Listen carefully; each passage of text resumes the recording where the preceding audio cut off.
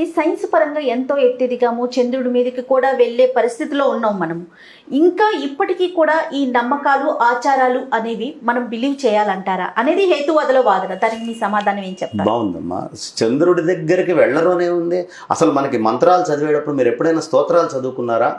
మీరు కుజుడి స్తోత్రం చదివితే స కుజలోకం గచ్చతి, కుజలోకానికి మీరు వెళ్తారు. స చంద్రలోకం గచ్చతి, చంద్రలోకానికి ఈ స్తోత్రాన్ని మీరు చదివితే చంద్రలోకానికి వెళ్తారు.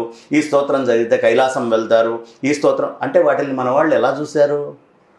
మట్టి ముద్దల్లాగా ఏదేదో ఒక రూపంలాగా చూసారా? అదొక గ్రహము, దానికి యోగ్యమైనటువంటి జీవరాశి అక్కడ ఉంటుంది అనే భావనతోటే కదా వాళ్ళు చూసింది. అంటే మన వాళ్ళ దృష్టి వేరు కదా. ఇంకొకటి ఏదో రాహువు మింగేస్తాడు, కేతువు మింగేస్తాడు అనేది సామాన్యులకు అర్థం అవడానికి చెప్పినటువంటి మాట. మరి అదే పంచాంగంలో ఒక రాహువు చంద్రుణ్ణి మింగుతాడు, లేదా ఒక కేతువు సూర్యుడిని మింగుతాడు అనే పదాలు మనం తీసుకున్నాం అనుకోండి.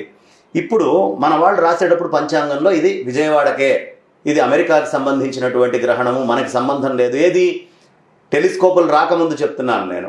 రాకముందే ఇది ఈ ప్రాంతానికే గ్రహణం ఉంటుంది, ఈ ప్రాంతానికి గ్రహణం ఉండదు అని వాళ్ళు చెప్పారు. అంటే మింగేది మొత్తం చంద్రుడిని అయితే ఈ ప్రాంతానికి ఉంటుంది, ఈ ప్రాంతానికి ఉండదని ఎందుకు చెప్తారు? వాళ్ళు ఎంత సైంటిఫిక్ దృక్కోణంతో వాళ్ళు ఉన్నారు. దాని జ్యూరిస్డిక్షన్స్ని, టెరిటరీస్ని కూడా నిర్ణయించి చెప్తున్నారు కదా. కాబట్టి వాళ్ళు చెప్పేటటువంటి కథ సామాన్యుడికి అర్థం కావడం కోసము అసలు మూలం అందులో సైంటిఫిక్ డేటా చాలా ఉంటుంది. కాబట్టి ఆస్ట్రాలజీ నుంచి చాలా ఆస్ట్రానమీని మనం తీసుకున్నాం. ఏమీ లేకపోవడం ఇవాళకి మన క్యాలిక్యులేషన్స్ని నిజంగా కూర్చోబెట్టి సూర్య సిద్ధాంతం వాళ్ళు ఎవరైనా సరే హేతువాదుల్ని వచ్చి ఒక 2 నెలల పాటు, ఓ సంవత్సరం పాటు జ్యోతిషం మీద కృషి చేయమనాలి. ఎందుకు? వాళ్ళు వంక పెట్టగలిగితే ఫలిత జ్యోతిష్యాన్ని వంక పెట్టగలరు. కానీ జ్యోతిష్యం 3 భాగాలే: సంహిత భాగం, ముహూర్త భాగం, సిద్ధాంత భాగం. సూర్యోదయం ఈ సమయంలో అవుతుందని పంచాంగంలో రాస్తాడు, సూర్యాస్తమయం ఈ సమయంలో అవుతుందని. మీరు ఇచ్చారా దానికి డేటా? మరి ఎలా సూర్యోదయ సూర్యాస్తమయాలు మ్యాచ్ అవుతున్నాయి? ఎందుకు అవుతుంది? దక్షిణాయనం, ఉత్తరాయణం. దక్షిణాయనము సూర్యుడి యొక్క యాక్సిల్ ఇటు మూవ్ అవుతుంది, సూర్యుడి యొక్క యాక్సిల్ ఇటు మూవ్ అవుతుంది. అది ఒప్పుకుంటున్నారు కదా మీరు సైన్స్ ప్రకారం.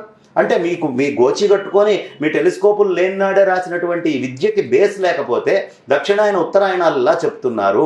ఏ విధంగా ఈ విధమైనటువంటి మార్పులు చెప్తున్నారు? ప్రకృతిలో మనకి ఇన్ని రకాల మార్పులు ఎలా కనిపిస్తూ ఉన్నాయి? కడలి కపోత గుండంలో మాఘమాసం ఆదివారం రోజు ఒక బిల్వపత్రం తీసుకొని వెళ్ళి నీళ్ళల్లో వేశారనుకోండి, గిర్రని తిరుగుతూ మునిగిపోతుంది.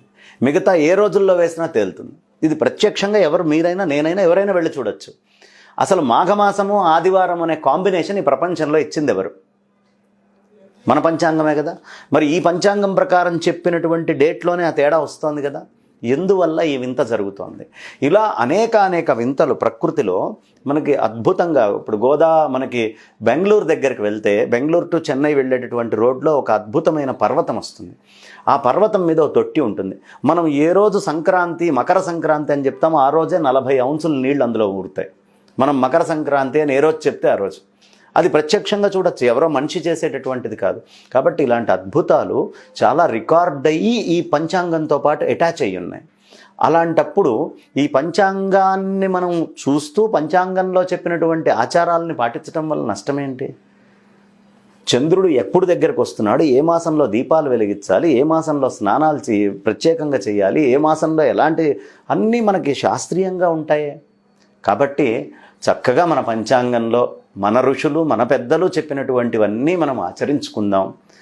ఆ పరమేశ్వరుణ్ణి ఎప్పుడు మనసులో వదిలిపెట్టకుండా ధ్యానం చేసుకుంటూ, ఎందుకు అవశ్యం అనుభోక్తవ్యం, మనం ఎవరము శాశ్వతం కాదు.